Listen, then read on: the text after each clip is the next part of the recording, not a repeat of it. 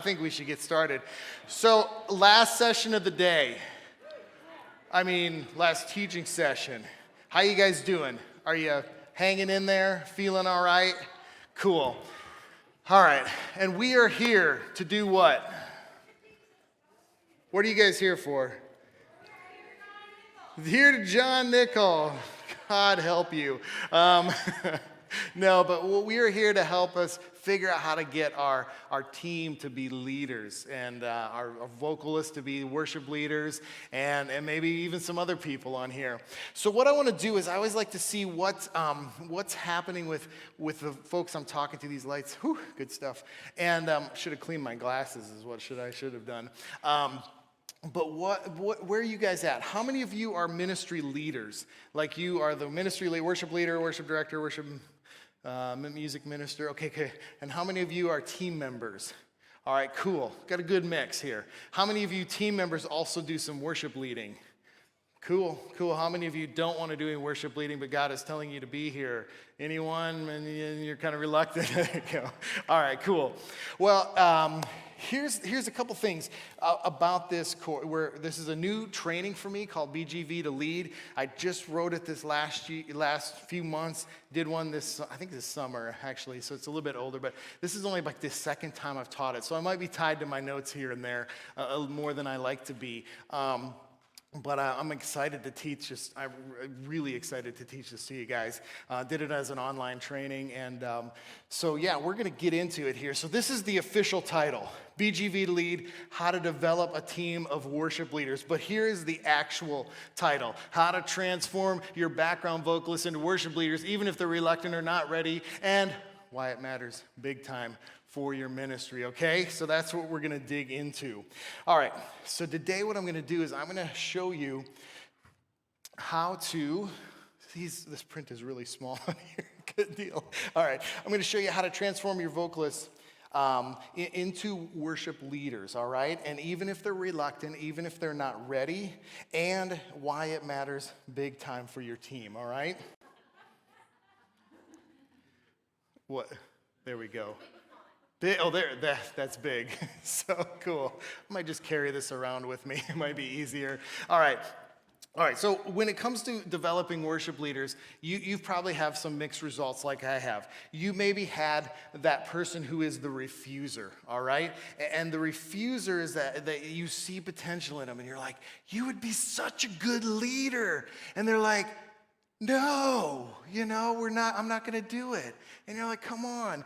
And then you have someone who's got a little bit more, they're the reluctant or the overly reserved. And you see their potential and they're like, okay, maybe, but they always keep dragging their feet, all right?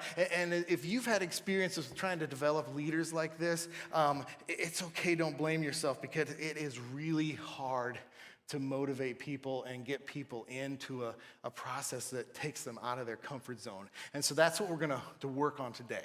Now, there's another kind of leader that maybe you've had that you're a little gun shy to have again, and that's the ready, fire, aim leader, all right? This one, they're a little too eager, and they tend to wing it, right? And they can be a little bit of a wild card. I've had this one before, all right? And you're afraid of getting this person on your team, and you're worried about being able to manage them. But here's the thing, no worries, because what I'm going to do is I'm going to give you a process that you can do to keep that person in check and help put some parameters around them, around that wild card. Now, there's a few others. Kinds of worship leaders. See if you've ever had this one. This is the rogue leader. And I don't mean this. Sorry, just seeing who my Star Wars fans are. I got a Star Wars fan right over here. So, good deal. All right, but this is the one, they're probably a solid worship leader, but they went off the map, they went off the rails a little bit. I got a text one time when I was on vacation, and they said, hey, we're still practicing. And I'm like doing the time zone change, and I'm like, oh my gosh. It's like they're pushing 3 hours, and we normally had like an hour and a half rehearsal. So one of those deals. And then experiencing a rogue worship leader can really make you gun shy to develop more leaders, right? You're like, I don't want to do this again. All right, then you have these guys. You have the rock star and the leader diva, or the diva leaders, all right? These people enjoy the platform a little too much, right? All right, so with the rogue leader and the rock star diva, we love them, but we don't like them very much, right? We don't really want them on our platform. But here's the deal, guys. I want to give you a process that's going to help you identify those that might be potential rogue leaders and rock stars, but give you a chance to rein them in and teach them how to lead appropriately. So let's not write them off, right? Let's help rein them in. All right, so that's what we're going to be talking about today in this class, BGV to Lead. And so here's the thing. If you've always wanted a team of volunteer worship leaders, but you just weren't sure how to get there, you're going to learn the process. And I have a webinar here, but that's in this breakout session. And if you have some volunteer leaders and you want more, hopefully you're gonna find some ways to get more. And now, if you're someone who's just looking to have volunteer worship leaders when you're sick or on vacation, here's the deal. I'm gonna rattle your cage a little bit, okay? Because we need to have, I want to re-challenge your thinking a little bit to understand that multiple worship leaders is important for your ministry, all right? Now, hopefully by that point, at this point, you guys know this is the right place for you but let me make sure this is the right place. So I'm going to give you my 2 goals for today. My first goal with this training is to help 2 kinds of worship leaders. The first kind of worship leader is this one. How many people are leading 53 out of 52 weeks a year, right? Okay, a few of you guys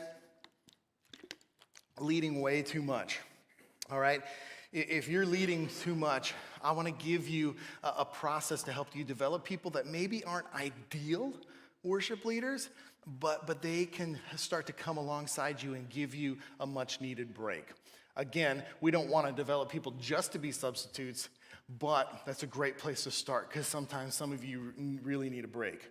All right, and the second kind of worship leader is one who already has 1 or more worship leaders, but you want to develop a team of leaders and have a process for preparing them to lead at different levels. All right, so how many of you already have some volunteer worship leaders and you just want to either develop them further or you want to develop them more?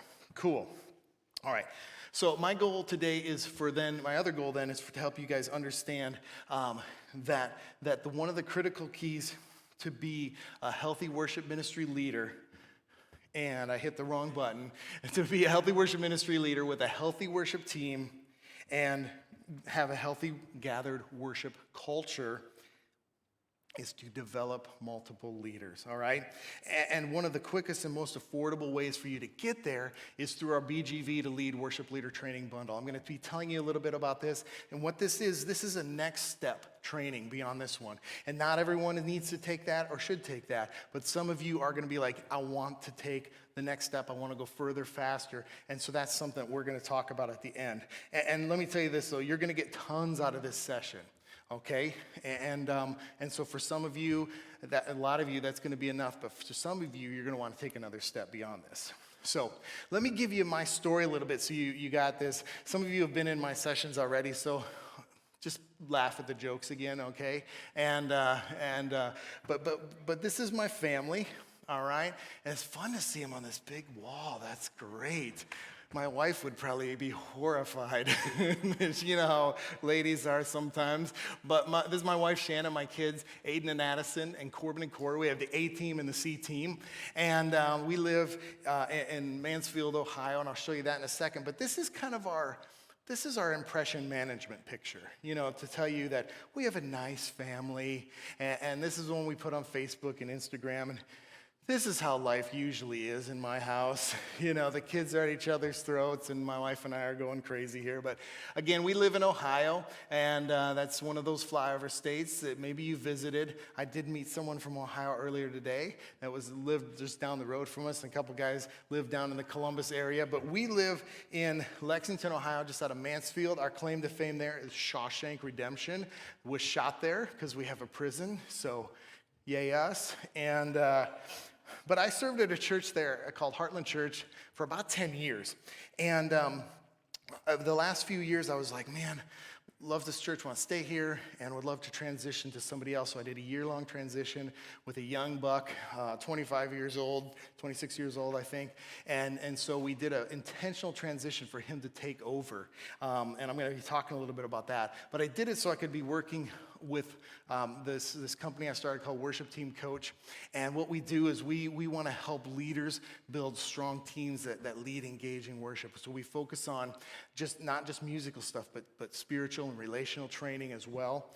And then we created something called Worship Workshop, which actually you can enroll in as a leader, put your team members in, and then have them go through basically a discipleship process, but it also teaches them the musical stuff and the team relational stuff along the way. And I'm going to put up this slide later, but it's a way you can connect with me.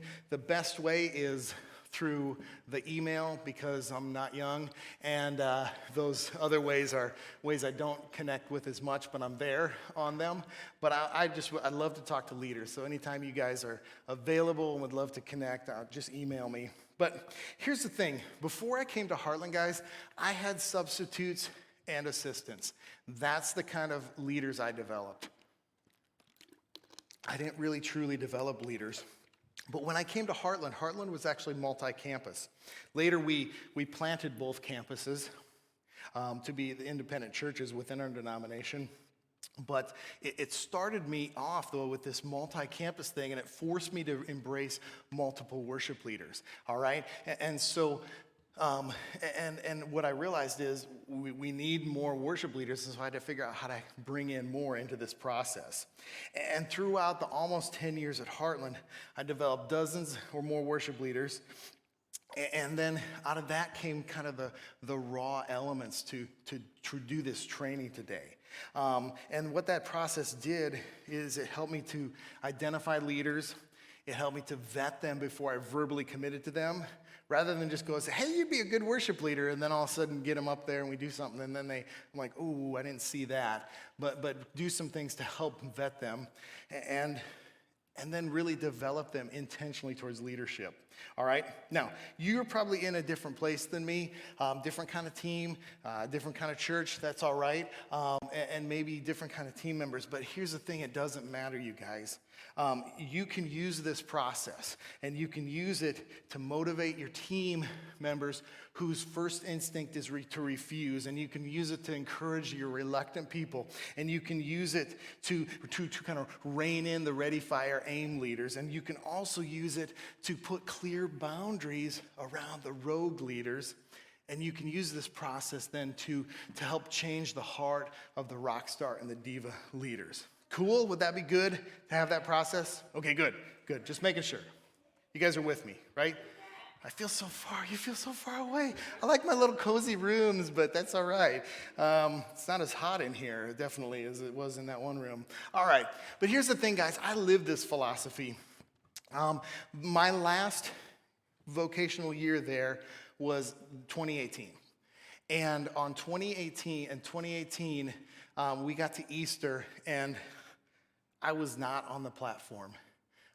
We had volunteer leaders on the platform on Easter. Right? How many of you guys would imagine that? You know, I mean, some of you guys, I'm a volunteer leader and I'm up there every Easter, but for some of you, you're in a church where, well, we probably wouldn't do that. But here's the thing, even though maybe that wouldn't be something you would necessarily want, it's something that it would be great to have. And we were able to do it because my leaders were that well respected by the congregation, that well received, and they were that solid. And so again, you might not be at the place of going, I'm needing to take Easter off, but wouldn't you like that option too, just in case?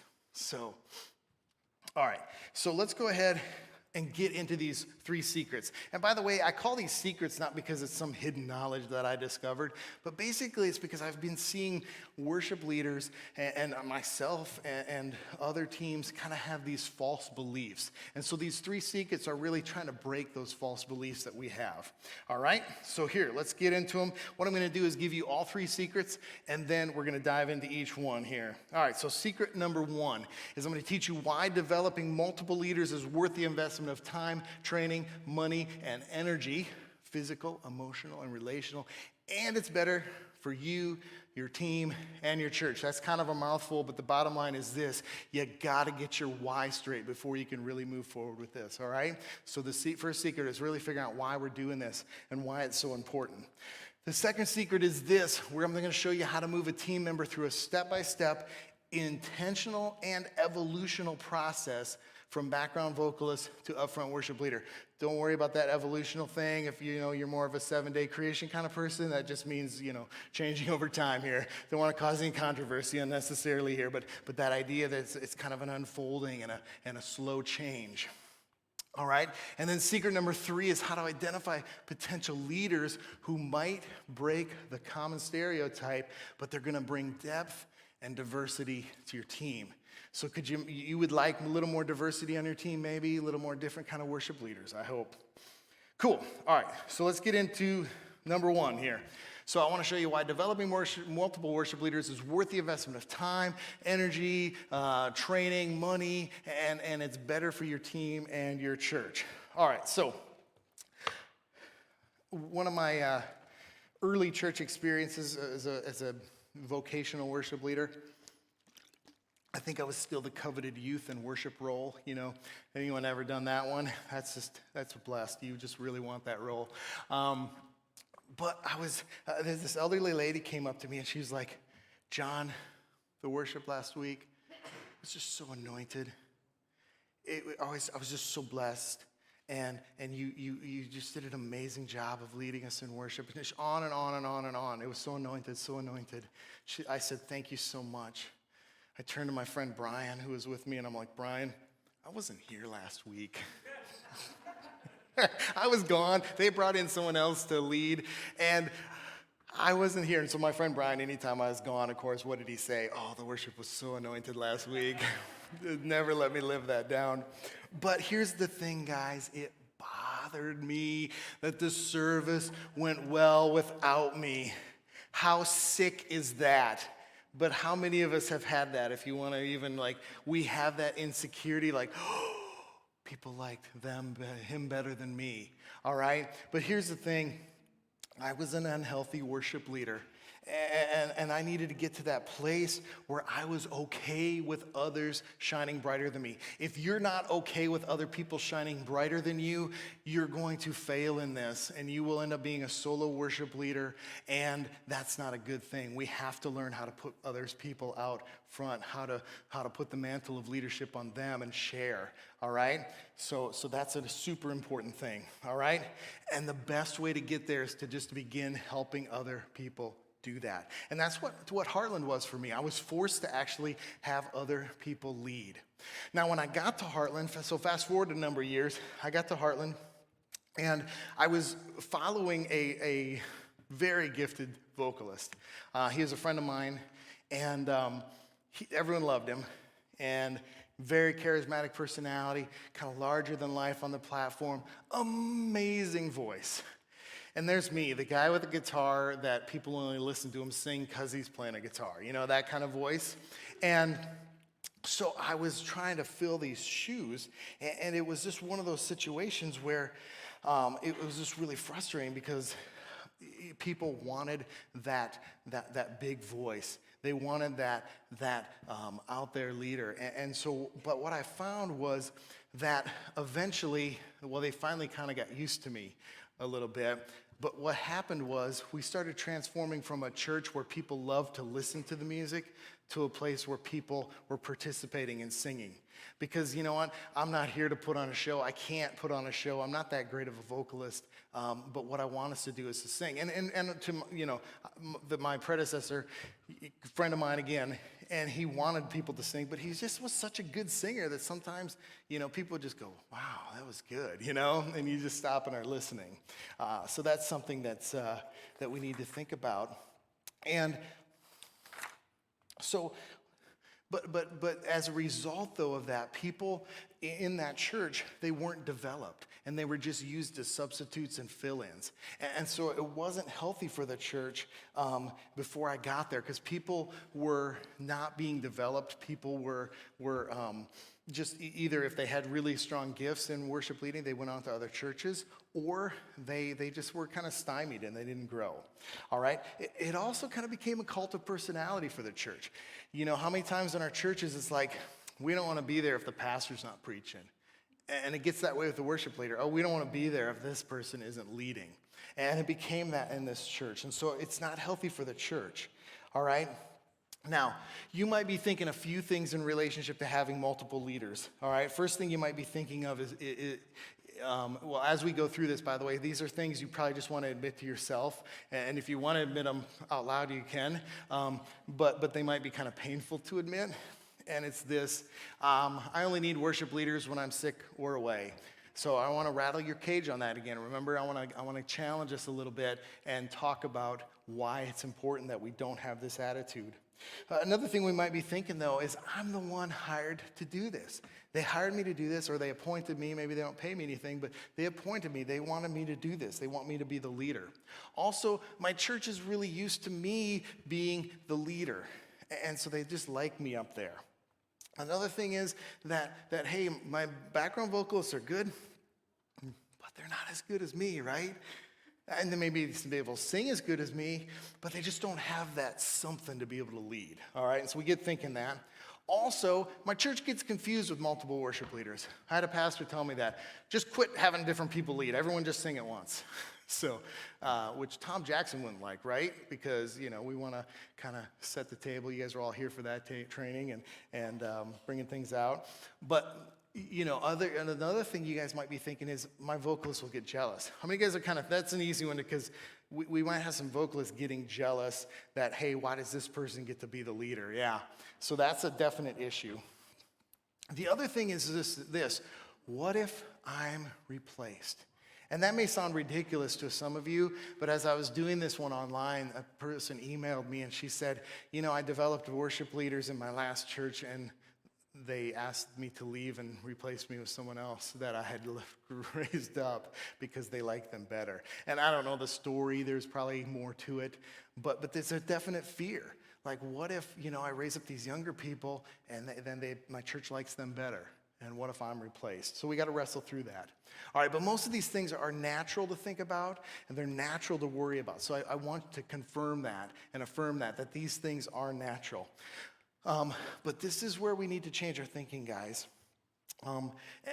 So throughout the scriptures, especially in the New Testament, we see shared leadership, all right? And what shared leadership does is it prevents burnout, it allows diversity of gifts, and it really prevents against that cult of personality, that idea of having just one person up there, and we need that one person, all right? And so you need multiple worship leaders, all right? We need multiple worship leaders for your team, and it's gonna take work. It's not easy, and it can be very frustrating.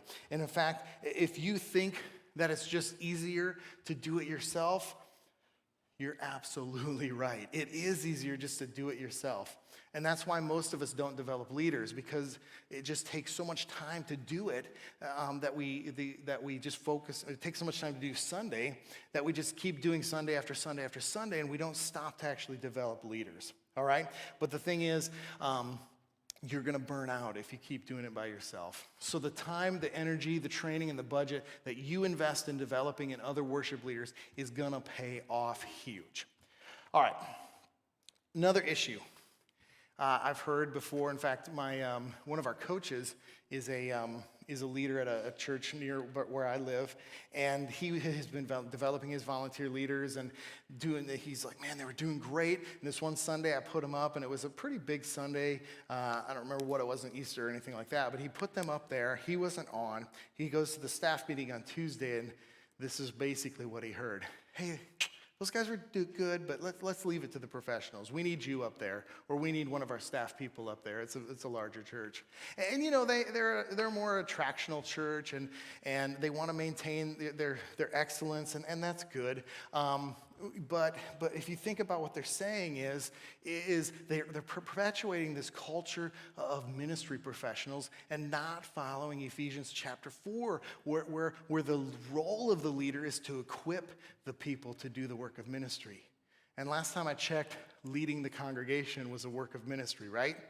right? So we want to be about that. Doesn't mean we stop leading worship and leading our gathered times of worship, but it means we also need to equip with leaders along the way. All right, so that's the crux of secret number one. God knew that shared leadership was best for us and that the gifts that Jesus gave us through the Spirit are designed to be exercised together by all, right? Not by just a handful of professionals. That's something every part of the church needs to get away from, right? Hopefully you guys have seen that. And even though shared leadership is harder and messier than leaving it to the ministry professionals, you guys, it's biblical wisdom. And it results in less burnout for you. And it results in the gifts and the skills being used to edify, to grow the body. It also lets transitions of leadership be way less disruptive. I mean, if we hadn't told people that I was leaving and Matt was going to take over, we probably could have gone 6, 8, 10 weeks, and people would have been like, where's John been? Has he been on vacation? Just because that's how it rolled. It was, maybe they would have taken longer, I don't know, 6 months maybe, but to realize I was gone. But we had this transition of leadership that the team was able to roll with and the church was able to roll with. Also, your church is avoiding that cult of personality. So I led and we had several other leaders, and some people liked me the best.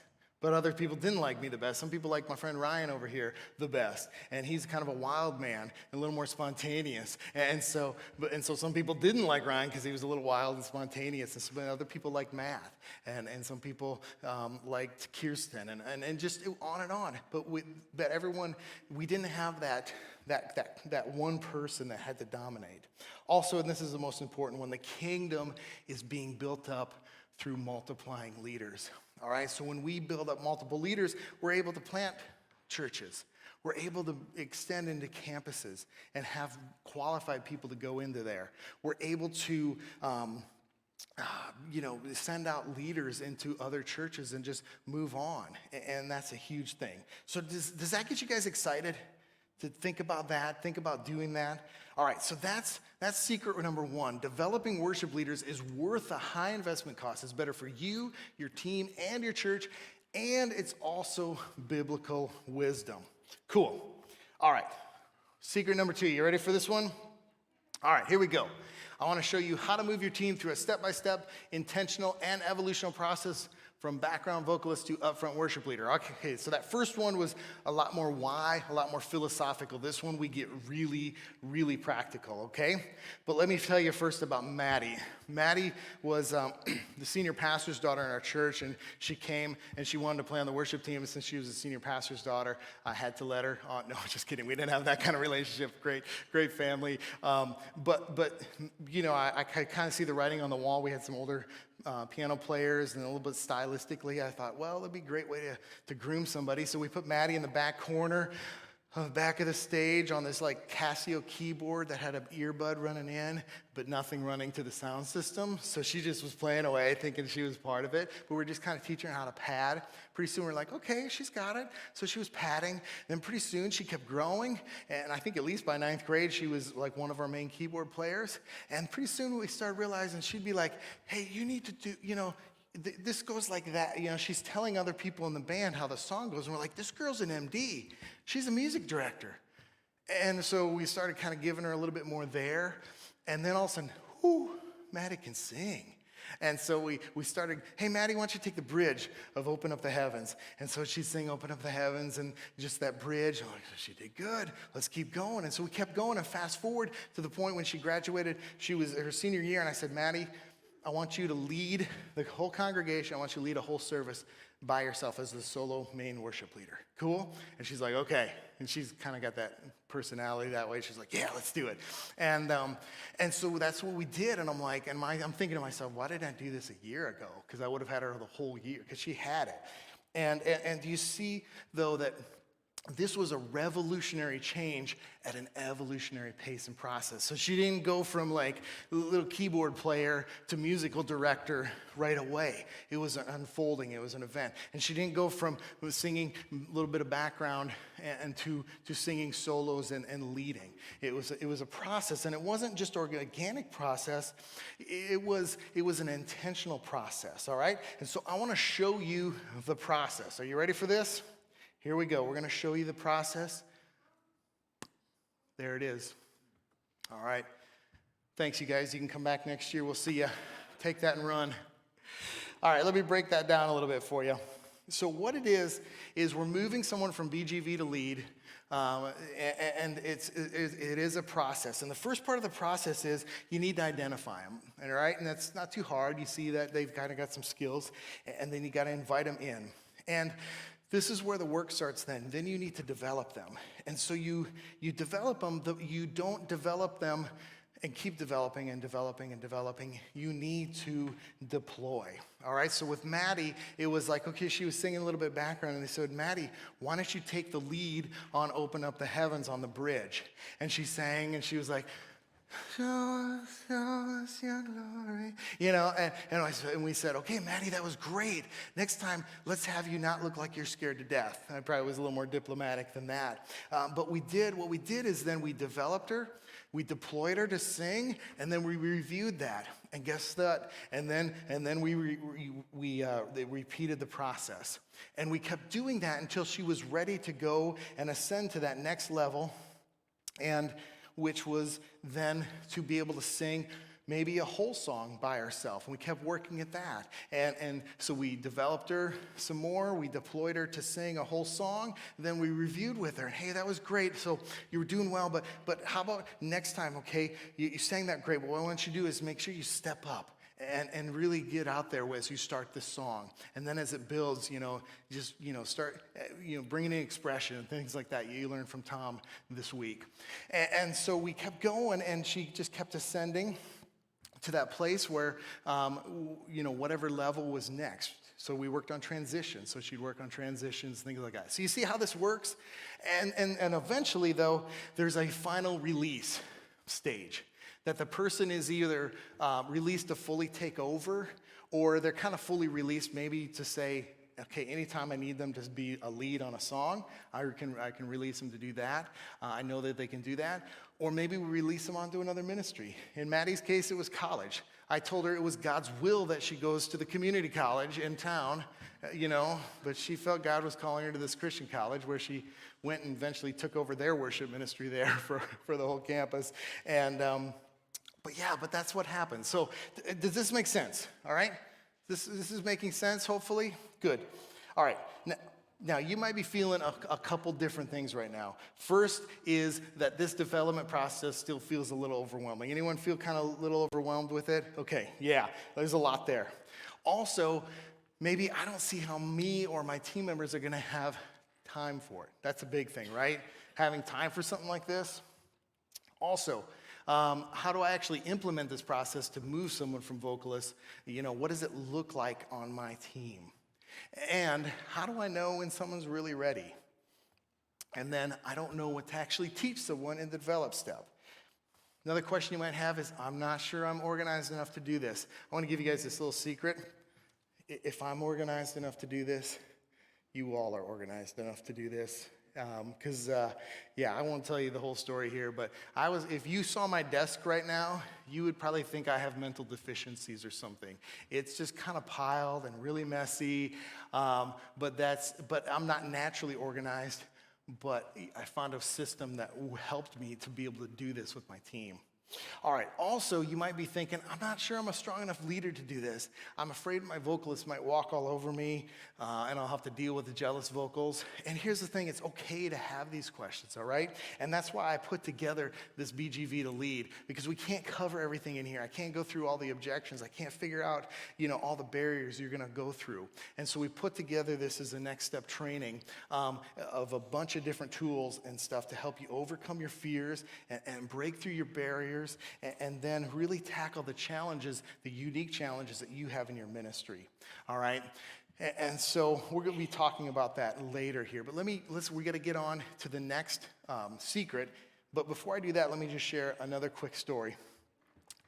There was this, I went back to a church I had served at for a number of years and for a funeral. And unfortunately, this gentleman had passed away kind of early from cancer. And he loved worship music, and so he wanted a worship celebration. And we went back, and I was playing and leading a few songs, and but then other people were leading, and I was just playing on this one song, and I heard this voice. I went, "Who's that singing?" Because I thought I knew everyone who was singing, and I look over, and I'm like, "Oh, that's Angie." And I'm changing her name because I don't have permission to share who she is, but it was Angie, and Angie was always this like kind of wallflower, and she had a nice voice, and she could sing harmony, but she was always very meek. But now she's like singing this song, just singing it very confidently. And I asked one of the leaders there, I'm like, "What happened?" And he was telling me, okay, well, she just decided one day we needed someone to lead this song. And she goes, "Well, I really like this song. I'd like to try." And she was kind of timid, and eventually we kept working with her. And every time we did this song, we had her lead. And basically they were walking her through this process without knowing it. And so if they were intentional now about it, they would say, "Okay, Angie, you love this song and you do great on it. Let's try another one," right? And so, but the reason I wanted to share this is not just to show you the secret that moving a person from BGV to upfront leader is a step-by-step intentional process, get to the right place. But it's also, the story of Angie actually helps us to understand a little bit of the secret of number 3, and that's this. That worship leaders should look like this. The secret number 3 is breaking this myth that worship leaders should look or sound like this. So too many of us have this kind of preconceived notion that upfront worship leaders need to be like me, or they need to be young and hip, or they need to be mature, or they need to play acoustic guitar, or they need to play piano, or they need to be able to lead the band, or they need to have amazing vocals, or they have to be a spiritual giant, or they have to be effervescent and outgoing, or they have to be a vocal team leader. They have to be able to figure out the harmonies, right? We have all these ideas of what a worship leader should be. And what I want to do is let you guys know that, man, worship leaders, they come in all shapes and sizes, and so I'm here to break that false belief that worship leaders must be blank. Whatever it is, we fill in that blank. All right, and the secret is this, that I want to show you then how to identify potential leaders who might break that common stereotype of what we think a leader should be, but they're going to bring in depth and diversity to our team, all right? All right, so to do this, and this is the practical part of this, you got to differentiate between the might-haves and the must-haves, all right? And so I told you that I followed someone who was an amazing vocalist, right? And so he had this awesome voice, and I just didn't have that. But the thing is, it actually helped me. It was better to be an average singer because I was able to help lead the congregation in just participation versus a more performance-oriented. And so we don't need people who are awesome, amazing singers. They just need to be solid singers, all right?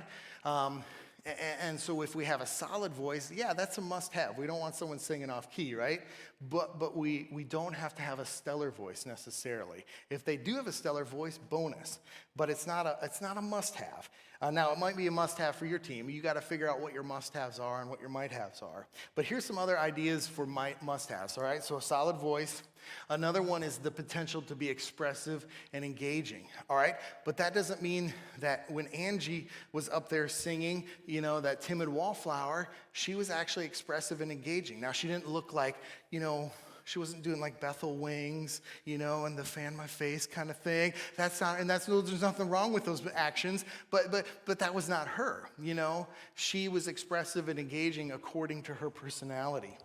All right, and another must-have is you want them committed to the team in church, right? You don't want someone up there who's flying off to other churches and gigging at other churches. You want them available and teachable.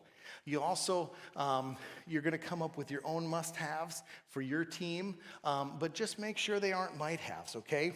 And so let's talk about some might-haves. Too often we think a worship leader has to be able to lead the band. But we're confusing the role of upfront congregational leader with musical director. And a lot of times we have to do both, amen? Sometimes we got to get that donkey kick going to get the band to get on tempo, right? My wife could always tell, like when the band was dragging, she goes, "You're donkey kicking again."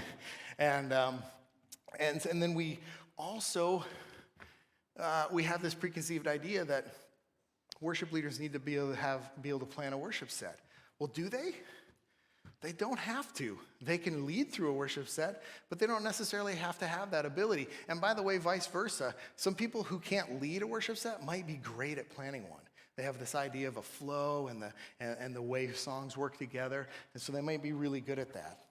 Another might have is that they're an instrumentalist. Sometimes we think we have to have that person strumming or playing piano, and we get that idea, but we don't have to have that. Also, where'd that next one go? Also, again, we talked about having an amazing voice. Now, a couple clarifications here I want to give you guys. I've been talking about having your BGVs to lead, all right? And that's kind of a nice catchy title, but reality is you might have some back row players here that have been hiding out way in the back row, and but they actually have a decent voice. And if you can get them to start stepping up to the microphone, then, they can start doing that. And sometimes it's just, hey, do you care if we put a microphone on you? I know you have a good voice, just to add a little extra to the chorus. So that's the way you start tricking them, right? You start tricking them into it, and then you're like, hey, what? Do you think you could, hey, let's just, during rehearsal, hey, do you think you could try this? Go ahead, I just want to hear what you do. Okay, and they're leading, and you're like, okay, cool. All right, you're on the schedule, worship leader, so you trick them. It's all about trickery, all right? Now, but here's the thing, they might not present as a worship leader, but who knows? And we had some attempts that we tried and failed. We had this young boy, kid, great guitar player, and he had a great voice. And we thought, man, we could get him to lead. And he would get up there, and he'd be like, singing, and he would never stay up to the microphone. He'd just kind of fade away. And we're like, okay, we're going to let him go. Let's just let him be a guitarist. But you never know, and it's worth trying, right? All right. Also, worship leader doesn't mean that the person will necessarily lead an entire Sunday by themselves. They might just lead a song. Or they might only lead a chorus and a verse. We have this idea that worship leader means, hey, we're start to finish. But we can have people who are leading the congregation for just a portion. And we're going to talk a little bit more about these levels of worship leader in a second. All right, so some people are going to be secondary worship leaders. All right, so just because you don't see a certain person as a solo worship leader doesn't mean that he or she can't progress through the worship leader training process up to their highest level of comfort and confidence, okay? So do you see that, up to their highest level of comfort and competence? So like Angie, she might never be the type that is gonna be comfortable because she is very shy of like actually talking and leading through a transition. And so her highest level of comfort and confidence might just be singing that song. And then another leader steps in and prays or does whatever segue to the next song. And so you kind of get what that means there. All right. So this secret's all about breaking this myth that a real worship leader looks and sounds like this. So hopefully, have you guys kind of maybe challenged a little bit and thinking a little bit differently of what worship leaders could look like? Cool. So the secret is here that you can identify potential leaders who might break the common stereotype, but they're going to bring depth and diversity to your team. Cool? So you excited about that? All right, here we go. So let's do this then. What time are we at? We end at 4:15, 5:15? 5:15, cool. I want to stay on track here. If we don't have time for Q&A, I'm going to be around right afterwards. We can talk, but I know that they need to get ready for the next thing, so I want to be respectful to the time, but definitely I'll be around for Q&A if we don't get time for it. But here's the thing. If you understand secret number one, I'm going to ask you a really long question here. If you understand secret number one, that developing leaders is worth the high investment cost, and then you implemented secret number two to create a leadership pipeline. So you have this, and then you actually filled that pipeline by doing number three, secret number three, that you identify other leaders who might break the common stereotype. Do you see that you could actually have a team, a growing team of volunteer worship leaders? Yes? Yes, cool. All right, and here's the thing. You will then have worship leaders at every level. You'll have a leader who's maybe just sings the bridge and the chorus of a song, or the first verse and the chorus. By the way, that's where you want to start them. Hey, just sing the first verse and chorus, or just this bridge, and you start them off that way. And then you'll have someone who can lead the full song. And then you'll have someone who can start to lead through transitions. And eventually you'll have a leader who she can lead at a second campus, or take over your job, or whatever. So you're going to have that at every level. All right, so just think about that and imagine that for a second. What would that be like for your team to have that, for you to have that? All right? And so developing multiple worship leaders, guys, was the smartest investment that I ever made. And not only did it keep me from burning out, it was just so much more fun to have other people leading. In fact, we could do different kinds of songs because we had different kinds of voices. And so it's such a freeing thing. And so do you see how this could fit for your church? Now, some of you are excited and you want to take this back to your church, but then some of you might be feeling a little overwhelmed by everything in the process here, all right? You feel maybe a little like that, all right? Because I threw a lot at you, all right? But I love teaching these breakout sessions, and I love teaching webinars online, but the problem is I can never give anybody everything they need in 45 minutes, and that's why I put together this bundle. And again, this is the next step for those of you who are ready to do it. Not everyone needs it. Not everyone wants that, but some of you are going to want to take that next step. And so I'm going to spend about 5 minutes talking about it, and then hopefully we'll have some time for Q&A. Is that cool? So I'm just going to talk about this. It helps feed starving children in Ohio. There's 4 of them in particular, all right? So this keeps them fed here. All right, so we talked about secret number 1, that developing worship leaders is worth the high investment cost. So this bundle that I put together for you, there's a whole bunch of different things that are going to help you. I'm going to explain it. But there's pieces in here that are done for you, forms done for you, processes done for you, documents, and there's some assessments in there too. And so just those pieces alone are going to save you 47 hours of work. I did the math. I don't have time to break it down now, but to do all that yourself would take 47 hours, and that's not counting any of the value of the teaching, all right? So basically this bundle is going to help you avoid a lot of the hard work and learning the hard way that I did, and a lot of that frustration here. So we talked about this process here, and this process actually came from a course that we have called the Equip course. It's built a team of leaders, mentors, and role models. And so what this does is it teaches you as the leader to actually build your team and to build not just a worship leader, to build leaders throughout your ministry. And so there's training for you, there's assessments for your team, leadership role assessment. And what it does then, that's where this process comes from, is this develop, deploy, review, release process. And so we teach that in depth in there. But the thing is, you want to be able to apply this to your worship leader. So I created a resource that's actually a guide to help you implement this specifically. And what it does is it's a reproducible workbook that you can print for each leader that you're doing. And all right, we went down, man down. Right, so it helps you identify the must-haves, and it gives you tips for inviting people. And what it does, it also helps you keep track of where people are at in the process. And so that's going to be a super helpful thing as you're developing your leaders. It's also going to give you some on-the-job training and questions to ask as you review them. All right, so the other problem, though, it's one thing to see a process like this in a breakout session, but it's another thing to actually implement it. And so that's what these 2 things are going to do. It's going to give you the process in depth, and then it's going to give you a tool to manage it. Now, a big problem, though, is you might have 1 or 2 people who are already there, who are ready to be led, but you also have team members that maybe aren't, all right? And so you see that they have potential, but you got to figure out how to get them into your pipeline. So you want to fill that up. So what I'm adding in here is then another course that's called our Engaged course, and it helps you develop team members to be engaged and to grow to that place where they can start to become leaders.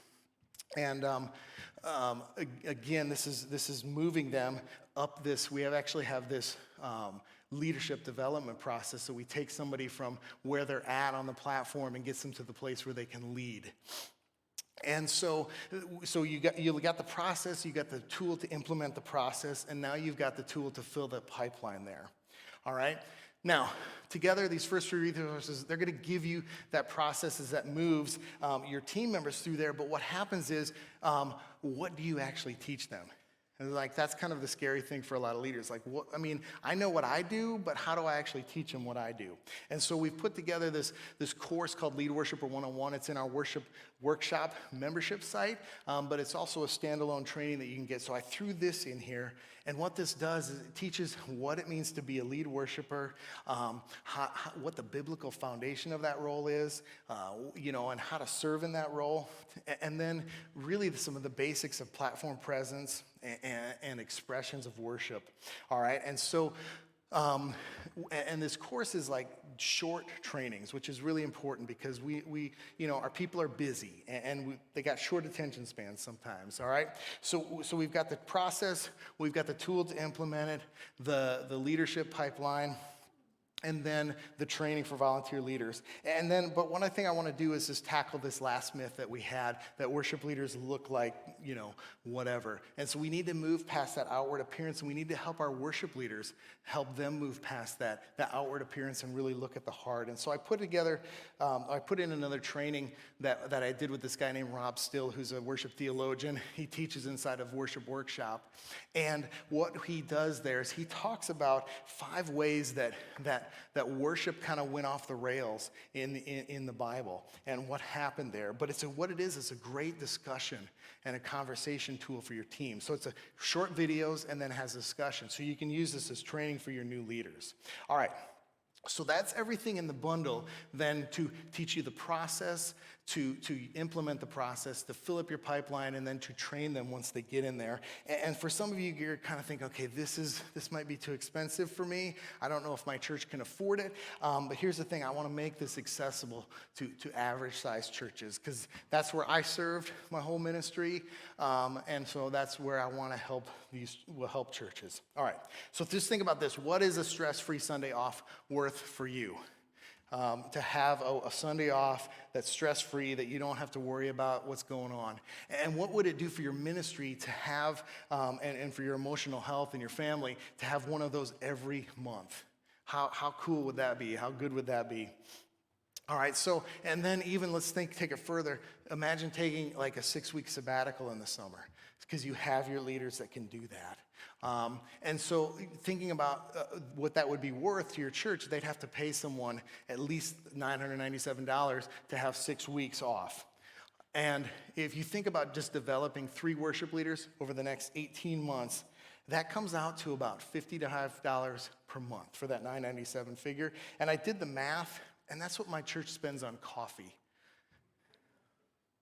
So if we break it down like that, we think we can have leaders for what it costs to buy coffee. All right, but again, I want to keep this accessible to the average sized church, and I know that $997 price is way too much. And so for this weekend, I've got this bundle for $97, and you guys can get it during this. And basically, that's 2 months of coffee, all right? And I know that for some churches, especially this time of year, your budget's like, it's gone. And so we actually have a payment plan so you guys can spread that out if you need to. But here's one thing I want to say, and this is important, and you need to hear this. This training is not that, all right? It is not magical manure that you can just sprinkle over your team and watch it grow. You can't just buy this stuff, let it sit there, and it won't help. You actually have to use it, and you have to implement it. And if you decide that you get this, and I want this to be a game changer and a blessing for your church, and if you get this, you look it over, and you're like, I just don't know if this is going to work for us. I'm going to refund your money because I don't want to take your money. I don't want to take your church's money. I want this to be a blessing to your church. All right? So right now you can get all of this stuff at the conference for $97. And here's how you do it. Real quick, you text the term BGV to 555-888. You'll get a link to do the purchase online. Or Ryan is here. He's in the back of the room. He's got if you want to pay by a card, you can just do it that way with him. But what I want to do is, this is all delivered digitally, so I'd love to give you guys something to take with you. And so if you buy it right now, I'm going to give you my 2 sets of books. And the Song Cycle book is going to help you to do fewer songs more often. And so your team members know the songs better, your church knows the song better, and it's going to help you reduce your song list and rotate them in a way that's intentional. And that Worship Flow book is basically a handy reference to do segues. So it's a great training to help your worship leaders in training know how to move from one song to the next. And so if you guys buy this, I'm going to throw that in. So here's that again. And we've got a few minutes for Q&A. So I was trying to move through here so we could get this. But just know as we move into the Q&A, guys, that I am available. Again, john@worshipteamcoach.com. I answer all my emails, usually. But I want to help your church. And so I'm all around. So let's go ahead and dive into some Q&A here. Yeah. Yeah, we do. That is, let's see, it's on for, I think it's $49 regular price. We have the Lead Worshiper 101 and 201 together, and that is $49 right now if you wanted both of them. And the 201 actually takes it a little bit further and goes a little bit further with that. Mm-hmm.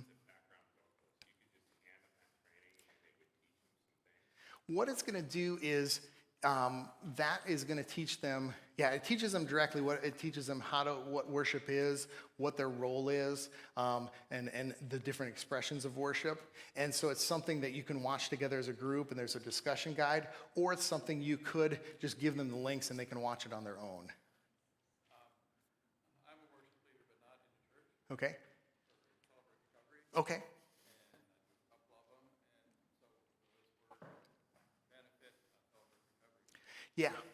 Yeah, it does. We have, in our membership course, we have at least 2 Celebrate Recovery pastors in there, leaders in there, taking their Celebrate Recovery teams through that as well. And so it's a lot of the same concepts. You know, you just apply it when we say Sunday, you mean Tuesday night or whatever. But yeah, so we have people using it with Celebrate Recovery. You can ask questions not about this too, by the way. Any questions about getting worship leaders? Anything that came to mind? It's at the end of the conference. Your brain is fried. You've been drinking from the fire hose. Yeah. What if you have someone who could lead, they're talented, they're maybe a little bit, fire name, but they're not teachable? They're not teachable. Yeah, and that's a tough one. A lot of that is it'd be easy just to ignore them and write them off. But it's something where we all have blind spots, right? And we have stuff that we don't see. And so that could be something as you got to develop that relationship. You got to get that bridge of love that supports the weight of truth kind of thing going with them. And you make sure you have that first. And then you say, hey, you know what? I see so much potential in you. I think you could be a leader up here. But here's one thing I see. When I try to give you some correction on maybe, or give you a suggestion for something, you're like this. And I'm just wondering, what is that? You seem to not want to take correction, but you seem to not take suggestions. And so approach it in a loving way, but with questions like, hey, tell me about this. But hopefully that's going to open up the dialogue to where you can really start to pour into them. Cool? Cool. Other questions?